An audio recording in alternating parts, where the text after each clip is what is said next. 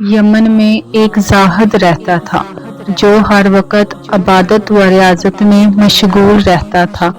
اس زاہد کا نام مشرم بن وعیب تھا اور یہ زاہد یمن کے نام سے مشہور تھا۔ اس کی عمر 190 سال تھی اور یہ اکثر اوقات یہ دعا کرتا تھا، اے اللہ اپنے حرم سے کسی بزرگ کو بھیج تاکہ میں اس کی زیارت سے مشرف ہو سکوں۔ شیخ مفید رحمۃ اللہ علیہ فرماتے ہیں اس زاہد کی دعا قبول ہوئی اور جناب ابو طالب تجارت کی غرض سے یمن پہنچے اور اس زاہد سے ملاقات ہوئی۔ زاہد نے جب آپ کو دیکھا تو انتہائی تعظیم سے پیش آیا اور پوچھا، آپ کہاں کے رہنے والے ہیں؟ جناب ابو طالب نے کہا، میں تہامہ کا رہنے والا ہوں۔ اس نے پوچھا، کون سے تہامہ؟ جناب ابو طالب نے جواب دیا کہ مکہ مکرمہ۔ زاہد نے پوچھا کہ تمہارا تعلق کس قبیلے سے ہے؟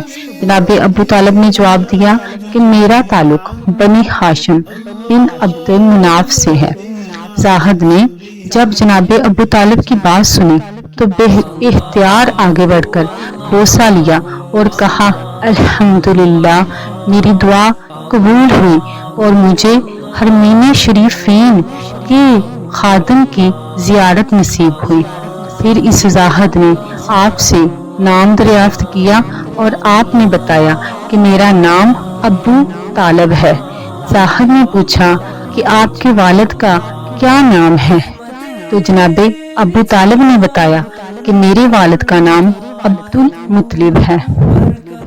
زاہد نے جب حضرت عبد المطلب کا نام سنا تو بے اختیار اس کے منہ سے نکلا، میں نے الہامی کتابوں میں پڑھا ہے جناب عبد المطلب کے 2 پوتے ہوں گے جن میں سے ایک نبی ہوگا اور دوسرا ولی اللہ، اور ان کا جو پوتا نبی ہوگا اس کے والد کا نام عبداللہ ہوگا اور جو ولی ہوگا اس کے والد کا نام ابو طالب ہوگا۔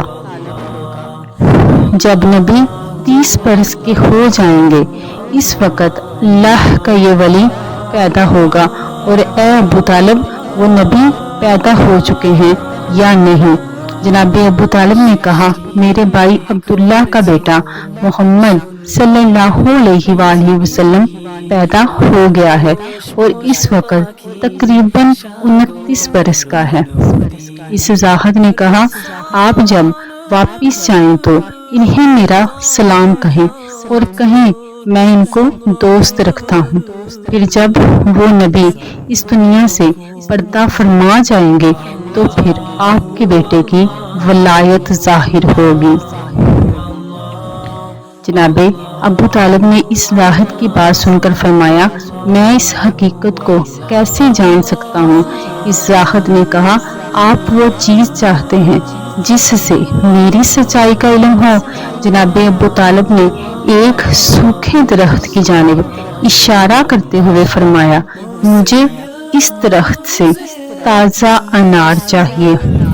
اس شخص نے دعا کے لیے ہاتھ اٹھائے اور بارگاہ خداوندی میں عرض کیا، اے اللہ میں نبی اور ولی کی تعریف ان کے صدقے، اے اللہ میں نے نبی اور ولی کی تعریف کی ان کے صدقے میں مجھے تازہ انار عطا فرما۔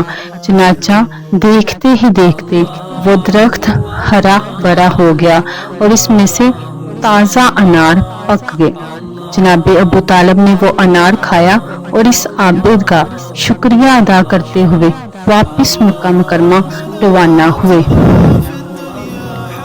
شیخ مفید رحمۃ اللہ علیہ نے اس روایت کو مستنصرہ سے روایت کیا ہے جس سے حضرت سیدنا علی المرتضیٰ رضی اللہ تعالی عنہ کی ولایت کی ان کی پیدائش سے پہلے پیشی گوئی کی گئی۔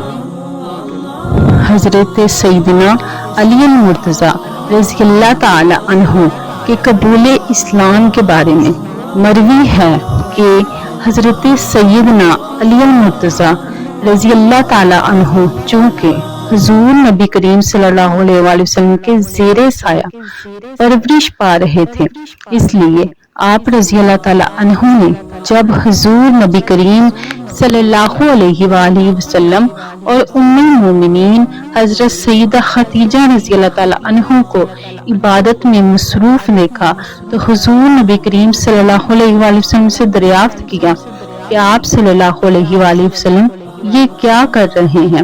حضور نبی کریم صلی اللہ علیہ وآلہ وسلم نے فرمایا، ہم خدائے واحد کی عبادت کرتے ہیں۔ حضرت سیدنا علی المرتضیٰ رضی اللہ تعالی عنہ نے دریافت کیا، یہ کیسی عبادت ہے؟ حضور نبی کریم صلی اللہ علیہ وآلہ وسلم نے فرمایا، یہ اللہ کا دین ہے اور اللہ نے مجھے اپنے دین کی تبلیغ اور لوگوں کی رشد و ہدایت کے لیے چنا ہے، اور میں تمہیں کسی اللہ وحدہ لا شریک پر ایمان لانے کی دعوت دیتا ہوں۔ حضرت سیدنا علی المرتضیٰ نے جب حضور نبی کریم صلی اللہ علیہ وآلہ وسلم کی بات سنی تو حیران ہو گئے اور پوچھا کہ میں نے پہلے کبھی اس دین کے بارے میں کچھ نہیں سنا، اس بارے میں فیصلہ کرنا مشکل نظر آتا ہے، اس لیے میں اس بارے میں اپنے والد سے مشورہ کرنا چاہتا ہوں۔ حضور نبی کریم صلی اللہ علیہ وآلہ وسلم نے فرمایا، علی رضی اللہ تعالی عنہ، تمہیں اس بات کا حق حاصل ہے، لیکن ابھی تم اس بات کا ذکر کسی اور شخص سے نہ کرنا۔ حضرت سیدنا علی المرتضیٰ رضی اللہ تعالی عنہ نے حضور نبی کریم صلی اللہ علیہ وآلہ وسلم سے وعدہ کیا کہ وہ اس بات کا ذکر کسی سے نہیں کریں گے۔ چنانچہ اس رات جب حضرت سیدنا علی المرتضیٰ رضی اللہ تعالی عنہ سونے کے لیے لیٹے تو وہ اس بات پر غور کرتے ہوئے سو گئے۔ اللہ تعالیٰ نے آپ رضی اللہ تعالی عنہ کے قلب کو روشنی عطا فرمائی اور آپ رضی اللہ تعالی عنہ نے اپنے والد بزرگوار سے مشورہ کیے بغیر اگلے روز حضور نبی کریم صلی اللہ علیہ وسلم کی خدمت اقدس میں حاضر ہو کر ان سے عرض کیا کہ مجھے دائرہ اسلام میں داخل فرما لیں۔ حضور نبی کریم صلی اللہ علیہ وآلہ وسلم نے آپ رضی اللہ تعالی عنہ کو کلمہ توحید پڑھایا اور آپ رضی اللہ تعالی عنہ مشرف با اسلام ہوئے۔